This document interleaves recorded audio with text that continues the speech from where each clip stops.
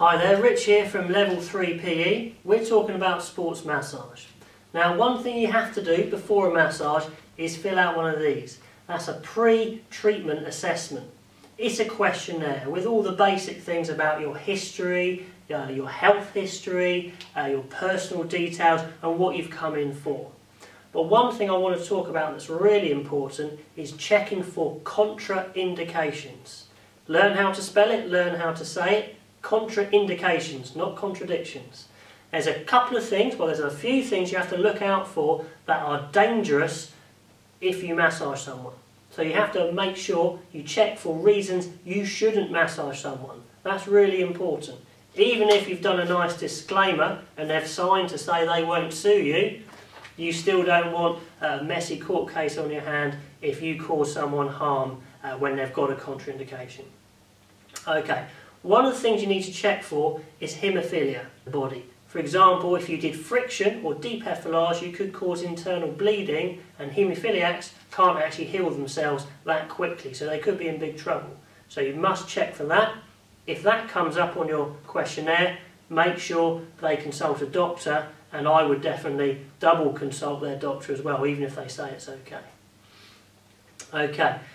Acute soft tissue inflammation is really common. You might have a sports person come in and want a massage and they've got a massive swollen knee and they say, I want a massage on my knee or my quad, and you're thinking that looks like an acute phase of an injury. Acute phase means right at the beginning when it's really severe, when the body's trying to protect itself rather than heal itself. So you need to make sure they check with their physio, because you're just a masseur, not a physio, that they are the right stage in their rehab to have massage. So if you think an injury is an acute stage, then don't massage it.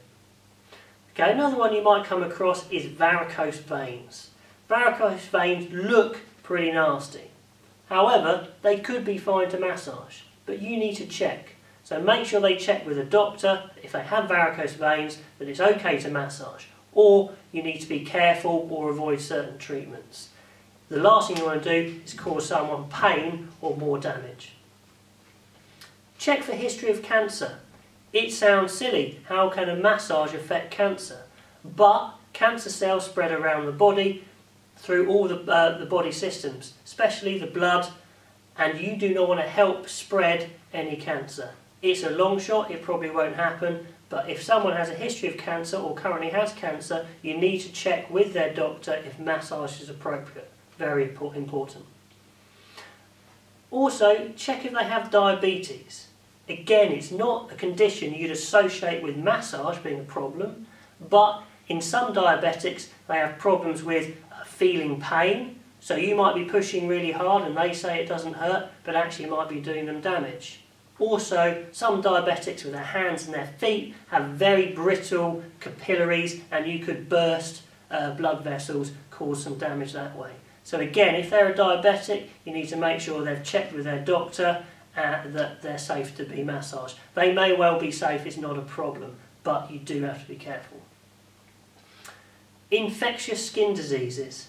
This one's a bit more obvious. If someone has an infectious skin disease, the client or the masseur, you need to make sure you don't massage that body part. Or you might pick up the same skin disease they have. That one's a bit of a no-brainer. Deep vein thrombosis. This is a condition where someone will get a clot, maybe in their leg or in their arm or some other part of their body. Now, often this is associated with someone having been on a long-haul plane journey. So that might be a clue.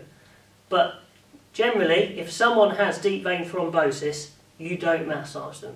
The last thing you want to do is dislodge that clot, it travel around the body, and then go to somewhere like the lungs or the heart or the brain, and that is serious. So don't massage anybody with DVT.